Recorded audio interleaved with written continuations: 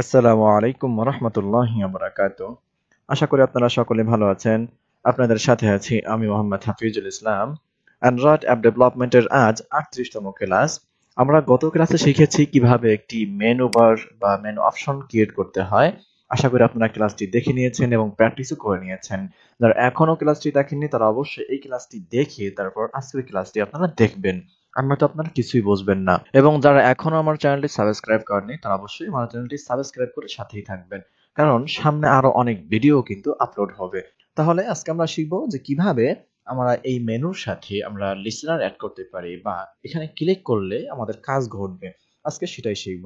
তাহলে আমরা চলে যাচ্ছি আমাদের জাভা ফাইলে এবং আমরা দেখে নিচ্ছি আমাদের এগুলোর কি আইডি রয়েছে। আমরা সেই আইডি নিয়ে কাজ করব। আমি চলে যাচ্ছি যে মেইন অ্যাক্টিভিটির ভিতরে যেখানে আমরা কাজগুলো করব।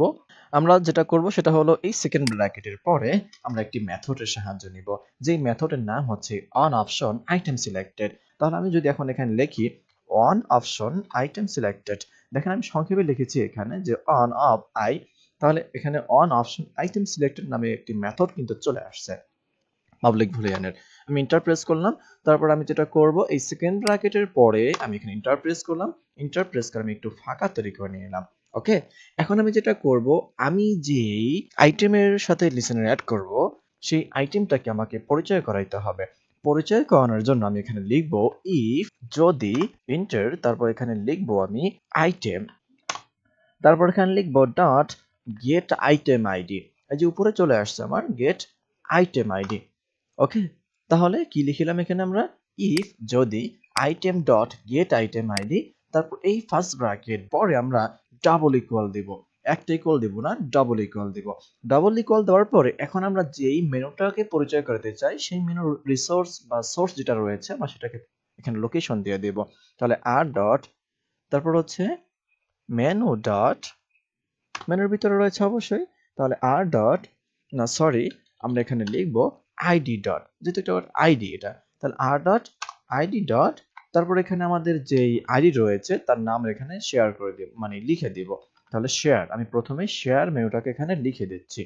এখন যেটা করব সেটা হলো আমরা এখানে সেকেন্ড ব্র্যাকেট দিব। সেকেন্ড ব্র্যাকেট দেওয়ার পর এখানে এন্টার প্রেস করব। এখন আমি এখানে যেই লিসেনার অ্যাড করব সেই লিসেনারটা সেই লিসেনারের মেথডটা আমি এখানে লিখে দিব। আমি আপাতত এখানে একটি টোস্ট ক্রিয়েট করে দিচ্ছি, টোস্ট। তারপর এখানে আমি এই ডাবল কোটেশনের মাঝে আমি এখানে লিখে দিব যে শেয়ার, যেহেতু আমি এখানে লিখে দিব যে শেয়ার। আপনারা এখানে যে কোনো টোস্ট দেখাইতে পারেন, কোনো সমস্যা নেই। একইভাবে আমি যদি এটাকে এখান থেকে কপি করি, কপি করার পরে আমি নিচে পেস্ট করে দিচ্ছি। তো আমার এখানে সবকিছু ঠিকঠাক থাকলো। আমি এখন শুধুমাত্র এখানে লিখবো হোম। ওকে, তারপর আমি এখানে যে টোস্টটা দেখাতে যাচ্ছি সেই টোস্টটা আমি এখানে লিখে দিব যে হোম ইজ ক্লিকড। তাহলে যখন আমি এই হোম মেনুতে ক্লিক করব তখন আমাকে একটি মেসেজ দেখাবে বা টোস্ট দেখাবে যে হোম ইজ ক্লিক। আমরা এই টোস্টটা কিভাবে ক্রিয়েট করতে পারি আমার কিন্তু বিগত ক্লাস রয়েছে, আপনারা সেই ক্লাসটি দেখে নেবেন, ওখানে বিস্তারিত আলোচনা করা রয়েছে এই টোস্টের ব্যাপারে। ওকে, তারপরে আমার যেহেতু আরো মেনু রয়েছে আমি একইভাবে এখানে এন্টার প্রেস করে পেস্ট করে নিচ্ছি। আমি এখন এখানে দিয়ে দেব কন্টাক্ট, আমার যে আইডি রয়েছে কন্টাক্ট।